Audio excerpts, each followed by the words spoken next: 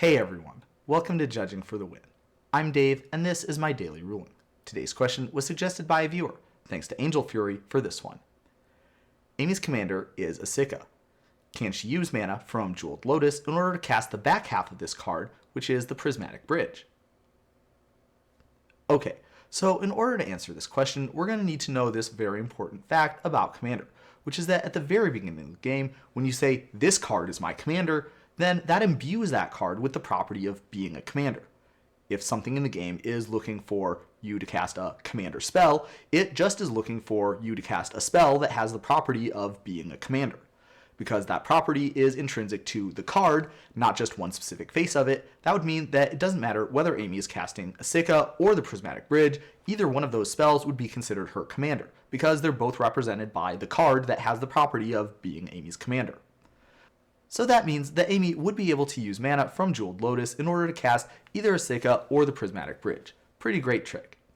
Now, while we're on the topic, there was a couple of other really interesting consequences of this rule that I wanted to highlight. First, let's talk about color identity.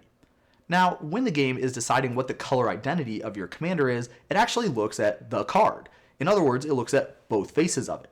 So, the color identity of Esika is actually all 5 colors. The game doesn't just look at the front face and see only green, it actually looks at the back face too, and it sees all the other colors there. This is kind of unusual because the way that things usually work when we're dealing with double-faced cards is that if the game needs some kind of information about that card, it only is able to look at one face at a time, whichever face is face up. The game rules even specifically call this out as being an exception to this general principle. The other important consequence that I wanted to highlight is that because the game ties being a commander to a specific physical card, then that means that no matter which side of that card is face up on the battlefield, the game is still going to consider you to control your commander, and it's still going to consider that to be your commander for all sorts of other purposes. So, for example, let's say that Amy had the Prismatic Bridge face up, and she somehow managed to animate it and attack with it. That would mean that any damage that was dealt by the Prismatic Bridge this way would count as commander damage. Even better, the game doesn't separately keep track of which half has dealt the commander damage. Rather, the game looks to see if a player was dealt 21 damage over the course of the game by the same commander.